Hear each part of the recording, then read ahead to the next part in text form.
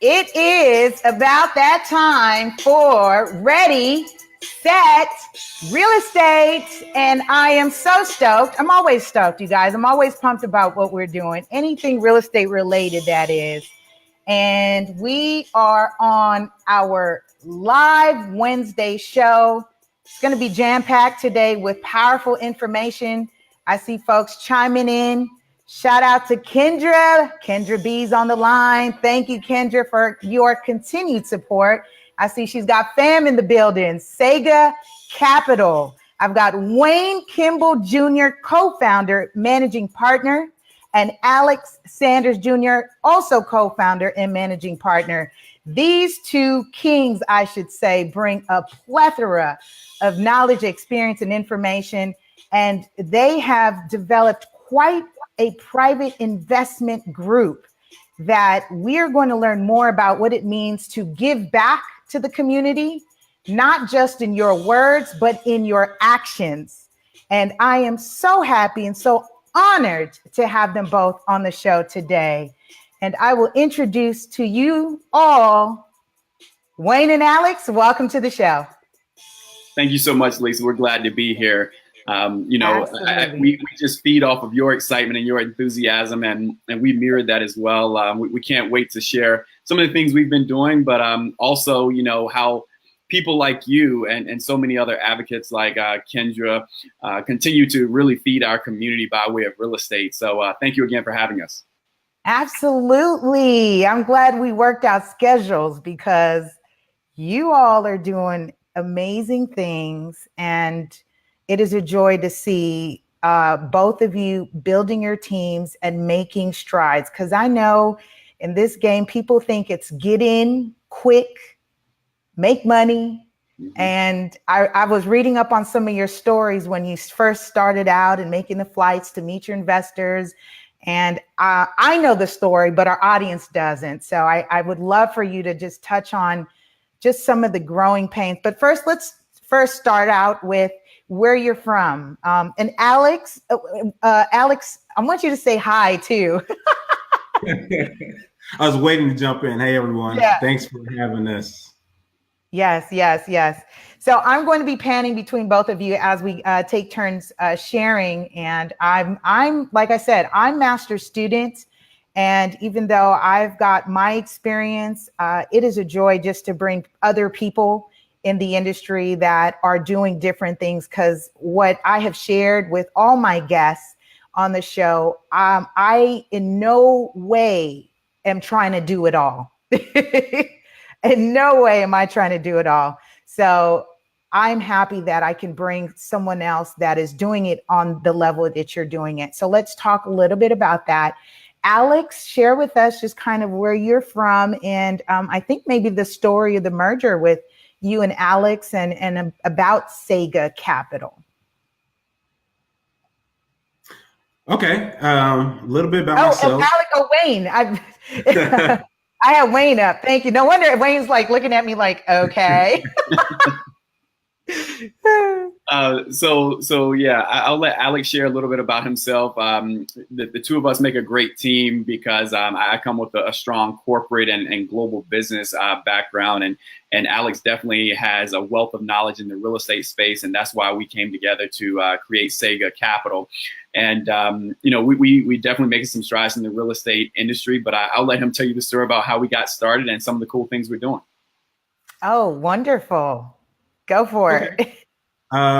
Quick introduction about myself, and I'll let Wayne do his introduction. My name is Alex Sanders. Born in Chicago, raised in Indianapolis. I came from the real estate family. Both of my parents are residential real estate agents. So at a young age, I knew that I wanted to get into real estate. I just didn't know how. Got a track scholarship to North Carolina A&T State University in Greensboro, North Carolina. Aggie Pride. Where I met Wayne. We're college friends. There I majored in marketing, graduated with a bachelor's of science in marketing. After that, I came back and started doing commercial real estate. I figured, hey, commercial real estate is something that a lot of people don't know about, and it's something I can actually do and open it up to our community. So did commercial real estate for a few years, selling everything from office buildings to multifamily units to retail centers. After doing that, I said, hey, I want to get into development. I'm tired. I want to be the guy that's hiring the real estate broker. They're the ones with the real money. But the people I'm working with, they pushed me to get into development, but they didn't really know how. So I decided to go back to school, went to Georgetown, got my master's in real estate and in real estate finance and development. And now I would say my other job, don't like to say day job because I feel like I'm doing Sega 24/7 gladly. But my other job, I'm a luxury student housing real estate developer. So basically I'm looking at sites throughout the United States to build anything from cottages, which are houses, all the way up to 12 to 15-story buildings. Wow, impressive. And it's so funny because I'm just now redesigning my business cards to add commercial to them. And I realize I'm missing opportunities because I'm not actually advertising that I do commercial. You know, most people know that I'm doing residential. And in our farm, I mean, people oftentimes are choosing pockets that are the residential units, but what about all the commercial properties surrounding that? And I'm like, I mean, at the top of the year, I told myself, and this was a $60,000 commission as a learning for me. January in my farm, I missed the opportunity to sell 10 units. I mean, I put flyers on the doors for the tenants to convert them to residential, but didn't even think to market to the owner who at the top of the year, you know, put his building for sale at 1 million. And I was like, dang it. So I am really happy that you mentioned commercial because this is a space that we definitely need to start talking more about. And I am really happy that as we learn more about what Sega Capital offers its members, I think people get to tap into you as a resource and what you're doing. And I'm so happy that you said that. You want to be the one that hires the brokers. So very true. And I too am being trained as a developer as well. So yes, there's levels to this. And I see you. I see you, Wayne. Please chime in. All right, so a little bit about myself. I grew up in a little town called Roanoke Rapids, North Carolina, so a rural part of the state. But I had an early introduction to real estate because my family was always keen on beyond a 401k and beyond just your day job. You need to have investments in other spaces. And in rural America, one of those places to do so is in the real estate area. And I've seen my parents invest into those spaces through the years. And I went to North Carolina A&T State University, majored in civil engineering. So I've done a lot of the design and construction work in that space, transitioned into corporate America where I have been doing global business consulting, have opened offices around the globe.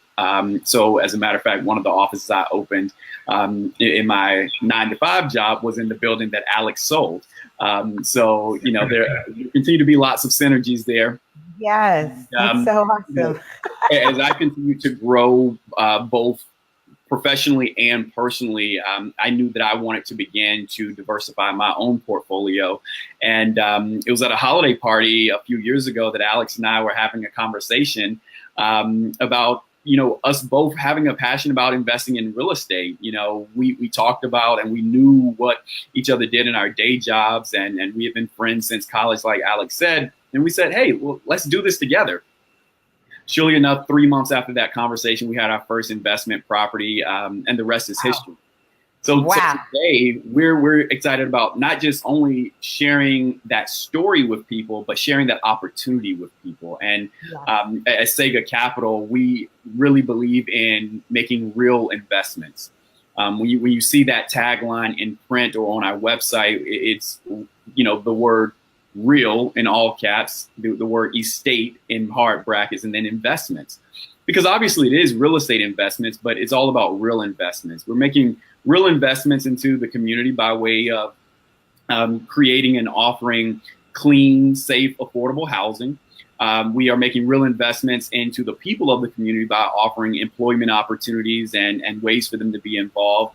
And then we're also offering real investments to emerging investors who were once in our seats, right? Who said, I have $500, I have $1,000, I don't have a ton of money, but I do want to invest into something beyond either depreciating assets or even beyond assets like your 401k, your IRA, and things of that sort. So now we have a platform by which we allow people to invest into our real estate portfolio that is continually growing with as little as $500 to $1,000. And so we are really. Wait, hold the phone, hold the door. You say that so easily. Wait a minute. As little as $500 or $1,000. Tax time is coming for a lot of people right now. And strategic estate and tax planning, I would suggest, would be yes. If I cannot purchase on my own, what options are available to purchase with other people that is already doing it and has a portfolio? Absolutely. So is that what we're saying here? Absolutely. There is so much power in pooling capital. And that's something that we've been sharing with not just minority communities, not just millennial communities, but all people from all walks of life. The reality of it is it's not just people who don't have enough money to play the real estate game, but there are also people who have the money but don't have the time, right? They don't want to be landlords. They don't want to be fully invested or all the way in the weeds of what exactly we do as real estate investors and real estate professionals, right?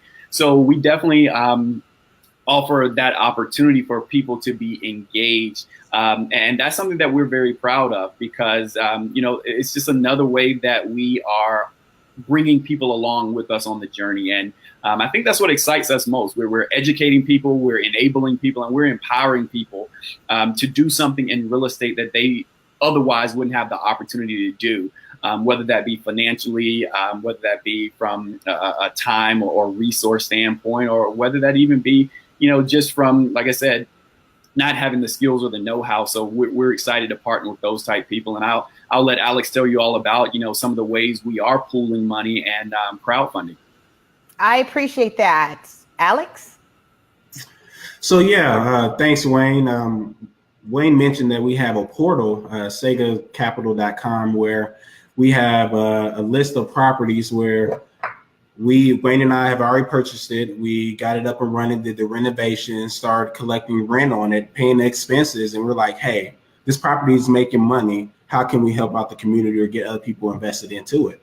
So we might have property A, like I said, that's giving a certain return. We'll say, okay, hey, property A, we'll let investors become owners of this property with us for, hey, $500. You have $500, you are X amount percent of an owner of this property. So the goal here is to get investors to be able to invest in real estate without necessarily have to handle all the everyday risk that comes along with it. The risk of leasing it out, the risk of dealing with an AC unit going out or a heat unit going out, the risk of going to court because somebody didn't pay rent. All that stuff Sega Capital handles, but the investor is able to get returns based on that as well.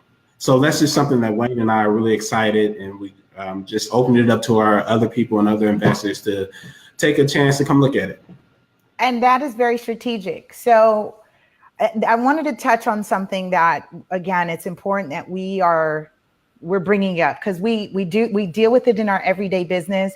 But for those who don't, they don't expect to hear the nightmare stories. And for me, I'm actually in a couple escrow transactions that involve pre-litigation, mediations, arbitrations.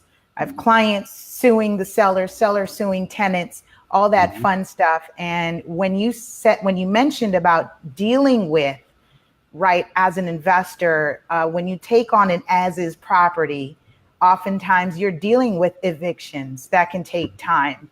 You're dealing with the unknown. And so this show is to talk about the unknown, that we talk about flip, but then there's the flop. And one thing that I really appreciated in one of the stories that you had shared, I think is maybe your first property, where you were fully vested in it, and then you decided to hold it instead of flipping it. Would you share that? Just kind of what that journey and challenge was? And I'm happy that you saw the opportunity, or just maybe found some positive. You tell me. I don't know at what point was it like, I think we just need to hold it at this point. Well, I would definitely say that, everyone should always prepare for the unexpected. When we bought our first property, we got an outstanding deal on it. We had a great financing deal on it. And, we went straight in, began doing renovations, and we were like, man, we're going to get this thing back on the market in 30 to 45 days. We're going to pocket some money. We're going to go do another one. Well, surely enough, we began doing those renovations. It took just a tad bit longer than we expected. Nonetheless, we put it on the market, lots and lots of interest. But we saw that lots of interest is only relative, right? Because that interest, for every one tour that we did for people who were interested in buying it, we were getting 5 calls to rent it. So though the market was doing really strong in the area at that time, the reality of it is that there was lots of interest to rent the property. So that took us to a scenario where we said, okay, there might be some real opportunity here that we're overlooking. Maybe in this market, and we began to do more research, maybe in this market, there is a greater need for rental properties than there are people who have the cash or, who have the credit or whatever to buy a home. And quite honestly, though we had already started the business, we thought we were going into a flipping business, or where we were going to do, just very fast, kind of churn and burn and continue making money that way. But long story short, it has now fueled what you now see as 18 properties and over $2 million in assets. So boom, you say that so casually and all good. Hold on, don't do that. I'll do it for you. He's like, and now we've got 18 properties and a couple millions in assets. No, kudos to you guys. Yes. Thank you so much. But in sharing that story, Alex is always the one with, boots on the ground. Got to give him big kudos because he leads all of our construction efforts. And I think he can share a little bit more insight for the viewers and for the listeners here today, to learn more about some of the things that we did encounter when we were going into that construction deal, and not just managing contractors, but how we were making design decisions and how we were making decisions around where we would spend our money in that investment. Alex, I'd like to hear that, especially. So what's important here is when we're talking about invest in this company, invest in us. Today, I know who you came as a referral, who's doing amazing things, and you guys are showing proof. And I want the audience to be like, yo, these guys and their team, yes. And so this is an opportunity for them to hear the experience in the background. So if you don't mind, I want to kind of uncover and do the unlayering of that, if you will, if you allow me. Just entertain me a bit. Okay, yeah. Shoot with questions. I'm happy to answer anything that you have. Yeah. So Wayne was mentioning about just some of the decision making, and I actually, Wayne went exactly segued into my next question, is how you two decided roles, who's going to do what. And he mentioned in terms of design and building and the construction aspect. I wanted to learn a little bit more about your perspective and your how you are handling that. Okay. Let me first start off by saying I have my contractor's license, but I'm not. I wasn't too big into construction before Sega. My introduction, it was mostly both of my parents. So my parents are both residential real estate agents, and my dad would transform that to the contracting business as well, where, hey, he'll find a property, figure out what his client would like, and say, hey, well, if we fix this up, or if we throw paint on it, or if we do anything, I promise I can get you another $5,000. I promise I can get you another $10,000. Well, then he started going out for bids for this stuff and realized, hey, these contractors are charging a lot more for something that if we just spend a little time learning how to do, we can do. So it started off with me just going on sites with my dad and trying to make $20 here, $30 here, $40 here in high school just to go out and have fun with my friends. But in order to get that money, me and my brother was rolling carpet or painting or hanging drywall and things of that nature. So that's how it started off. My first house was that I purchased was in a low income area that I saw was rising, but it had a lady that lived in there for 40 years. So the house wasn't in bad condition. It was just more of, hey, can I throw a little paint on here? Can I change out the carpet? Can I do something? And I was able to do that and double the value in the property. That being said, when Wayne and I decided to go with this venture, we wanted to first find a house that's in a residential family neighborhood, because we figured, hey, you get the most money for that. And the house started off as a 2-bedroom house. And as listeners may know or may not know, in order to be considered a bedroom, at least in the house in Indiana, you have to have a closet in it. So we looked at the original floor plan and pretty nationwide. Yeah, nationwide. That's what it is. So we looked at the floor plan, and it was originally 4 bedrooms that they had just made into 2 large ones. So we said, okay, we really can make money if we change this 2-bedroom to a 4-bedroom. Well, then we were in there knocking down walls because Wayne and I we really bootstrapped everything. So we didn't have any money. We had the little money that we was making from our 9 to 5. So we said, okay, we need to save as much money as possible.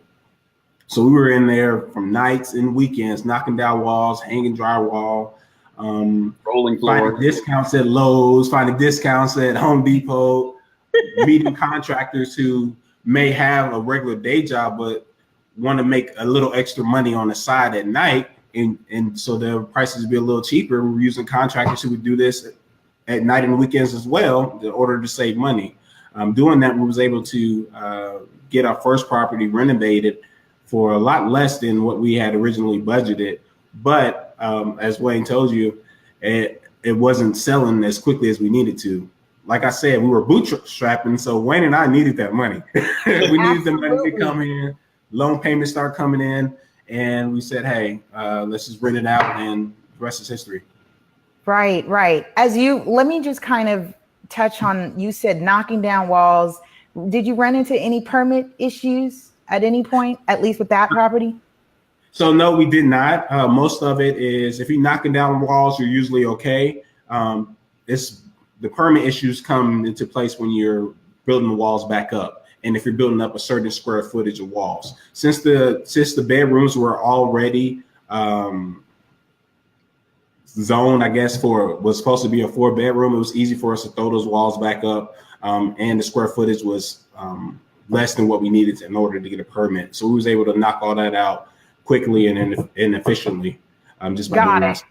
Got it. So the due diligence happened was that it was already in existing. It had the bedroom counts, and you were just now putting it back. Yes. Got it. Okay. I just want to be clear. Due diligence, folks. Due diligence. And definitely. I asked the question because, when you start renovating, be mindful of what you need permits for, and when you're dealing with your GCs, your contractors, do the bids include your permits or they don't?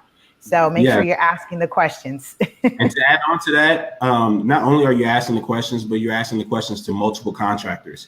You might have a guy in there who says, no, you don't need this. You don't need this, just in order to get the job. And he'll be able to do a low price, but then it may be the wrong thing. And he might be telling you the wrong information. But if you get 2, 3, 4 bids in there, and usually contractors are willing to give you bids so they can get the job. And if it's a flip, so they can build that relationship with you. Make sure, go with the ones that are saying the same thing that maybe the other contractor said. If it's 4 people saying you need permits and one saying you don't, you might want to go with one of the 4 people that says, hey, go get permits and let's get this done.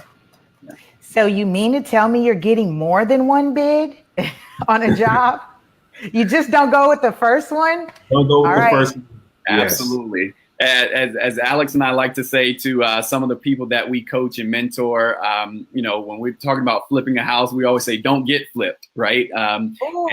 Don't get flipped. you can definitely get flipped if you are not, getting enough bids, or if you're not talking to the right people, or not getting permits, or just putting your money in the wrong places, et cetera, et cetera. So we definitely, believe in don't get flipped. As a matter of fact, we have a couple courses and workshops that we're going to be doing here very soon about how not to get flipped. So be sure to check out our website, SeigaCapital.com. That's SEIGGA Capital.com, as well as our Facebook and Instagram. And that's at Seiga Capital. That's, again, SEIGGA CAPITAL. Because we definitely have some good stuff coming up that we want to continue to, like I said, educate, empower, and enable people. Even if it's not just with them investing with us, we definitely want to give them tools, best practices, and things that we've learned the hard way, for them to be successful in this space, because it's plenty of opportunity. It's definitely plenty of opportunity. And we invite people, like I said, to come along with us on the journey. I am so happy you did that. And that was so timely, too. That was so timely, because we can definitely go on, but I want to be respectful and mindful of your time. And I do have showings in about 20 minutes. So what I did want to also mention, or just kind of ask, so SeigaCapital.com, and you have information on where portfolios are available, because we didn't touch on where exactly are properties located, where are you investing, and go ahead. Great question. I don't know if that's an Alex answer or Wayne. Well, yeah, I'll just start and then I'll hand it over to Alex. As an organization, we're very strategic about where we invest and how we invest. We underwrite our deals incredibly conservatively. That's to make sure that we protect our own investments as well as the investments of the people that partner with us. Right now, we have investments in 3 states, but we continue to grow that out, and we're incredibly opportunistic. So, Lisa, if you ever have a deal for us, give us a call. I actually got a couple I'm sitting on right now. A buyer could not perform on it. The investor couldn't perform due to some issues. So, I'm going to run it by you. I'll hand it to Alex to just give a quick blurb about what we look for and the type of properties we have right now, but definitely come to our website and check us out. Awesome. Thank you. Alex? So like Wayne said, we're very opportunistic. So if anybody has deals and want to send us deals, we'll be happy to look at it. But again, our goal is to make sure that not only that us and our investors are making money, but we don't want them to lose it. And Seiga's not going to make money until our investors start seeing a return. That's one thing we pride ourselves on. Like I said in the beginning, our investors, our portfolio is all properties that we already own, that is making money, and they will come up periodically throughout the year as needed. These returns are at anywhere between 7 and 12%, and usually we give some type of preferred return to investors. But again, if you'd like to know more, Wayne and I are very open to calls. We have calls with each and every one of our investors, just so they know what they're getting into, the pros and the cons of investing, and how it will help them make money. So go to SeigaCapital.com.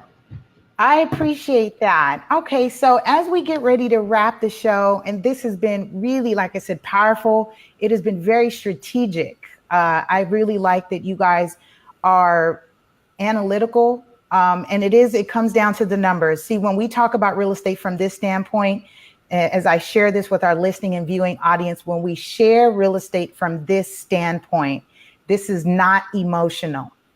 This is not emotional. This is strictly about the numbers, which is why I want to dabble more, not more dabble. I shouldn't say dabble. I want to really go more into commercial because it's about the numbers. It is about the numbers. And make sure that you partner with people that you trust. Alex has heard me say this many, many times, but I have the best business partner in the world. And beyond that, I think we have one of the strongest teams, I've ever had the opportunity to work with. So we're very blessed in that regard. So Definitely want to give a quick shout out to, Jonathan. We have actually 2 Jonathans on our team. They oversee our product as well as some of our other branding. And of course, to Kendra, she works with us in our marketing and public relations spaces. So shout out to our team. Shout out to all your listeners. So Lisa, thank you so much for this opportunity. And my parting words would definitely be, look, to anyone listening, just get beyond the start line. Just start somewhere, get in the game, and just get ready, set, real estate. Love it. Alex, what do you have for us? Kind of like Wayne said, don't be scared. Take that first step and don't be afraid to fail. Failure is what made Wayne and I, not to say that we're the best, but that's what got us to Sega Capital. Capital was the first failure. So don't get discouraged and just keep pushing on. I appreciate it. You guys, this was so amazing. We will continue to have you back on the shows. We revisit some of the new things happening. Feel free to reach out. And, I really want to say thank you, Kendra Barnes. She was one of our past guests, doing amazing things, speaking and doing wonderful summits for people. And to have you on the show has been amazing. So yeah, shout out to Jonathan Collins, partner, handles corporate branding, and John Lancaster, product and technology of the Sega Capital team. You guys, this is it. We are out, and I'll see you next time on Ready, Set, Real Estate. Be sure to subscribe to the radio podcast everywhere. Thanks.